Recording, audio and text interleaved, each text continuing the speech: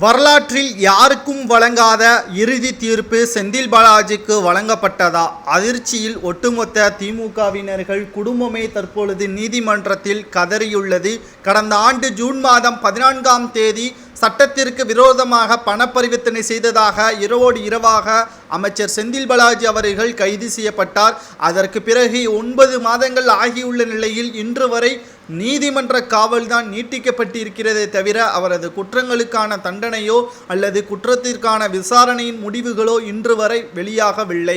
மாறாக இறுதியாக அமலாக்கத்துறை அதிகாரிகள் செந்தில் பாலாஜியை ஜாமீனில் வெளியே விட்டால் ஒட்டுமொத்த அனைத்து விதமான விசாரணைகளும் ஒன்றுமில்லாமல் போகிவிடும், ஆதாரங்களும் அளிக்கப்படும். ஆகையால் அவரது தம்பி அசோக்குமார் அவர்கள் கைது செய்யப்பட்டாலோ அல்லது சரணடைந்தாலோ மட்டும்தான் இவரது ஜாமீன் வெளியிடப்படும் என்று அமலாக்கத்துறை வழக்கறிஞர் துஷ்ரா மேத்தா அவர்கள் சிறப்பாக வாதாடியிருந்தார்.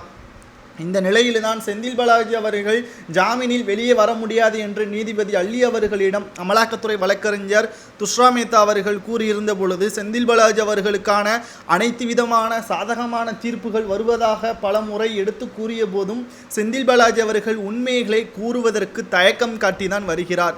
உண்மைகளை கூறி அப்ரூவலராக மாறிவிட்டால் நிச்சயமாக செந்தில் பாலாஜி அவர்களுக்கு குறைந்தபட்ச தண்டனையும் ஜாமீனும் வழங்கப்படுவதற்கான அனைத்து வாய்ப்புகளும் இருக்கிறது. ஆனால் செந்தில் பாலாஜி அவர்கள் கடைசி வரை உண்மைகளை கூறாமல் தற்பொழுது சிறையில் இருக்கக்கூடியதற்கு மிக முக்கியமான காரணம் திராவிட முன்னேற்ற கழகம் ஆட்சி அமைத்து வருகிறது. மேலும் உண்மைகளை கூறினால் எங்கு பழைய சாதிக் பாஷா அவர்களது நிலைமை வந்துவிடுமோ? டூஜி வழக்கில் சாதிக் பாஷா அவர்களும் மிக முக்கியமான சாட்சியாக கருதப்பட்டது. டூஜி வழக்கில் கனிமொழி ராசா இவர்களுக்கு 30 ஆண்டுகள் சிறை தண்டனை வழங்குவதற்கான ஏற்பாடுகளை நீதிமன்றம் செய்திருக்கக்கூடிய நிலையில் ராசா அவர்களையும் கனிமொழியையும் பாதுகாப்பதற்காக சாதிக் பாஷா அவர்கள் தற்கொலை செய்ததாக நாடகமாடி திமுக இந்த வழக்கையும் ஒன்றுமில்லாமல் ஆக்கிவிட்டது. அதேபோல் நம்மளையும் செய்து விடுவார்களோ என்ற அச்சத்தின் காரணமாகத்தான் தற்பொழுது வரை உண்மைகளை கூறாமல் அப்ரூவல் ஆகாமல் செந்தில் பாலாஜி அவர்கள் நாட்களை கடத்தி கொண்டிருக்கிறார். திடீர் திருப்பமாக இந்த வழக்கில் செந்தில் பாலாஜி அவர்கள் உண்மைகளை 27ஆம் தேதி வரை கூறாமல் இருந்தால் ஒட்டுமொத்தமாக திராவிட முன்னேற்ற கழகத்தை காப்பாற்றிவிட்டோம் என்று செந்தில் பாலாஜி நினைத்துவிட்டால் 24 ஆண்டுகள் சிறையில்தான் இருப்பார்.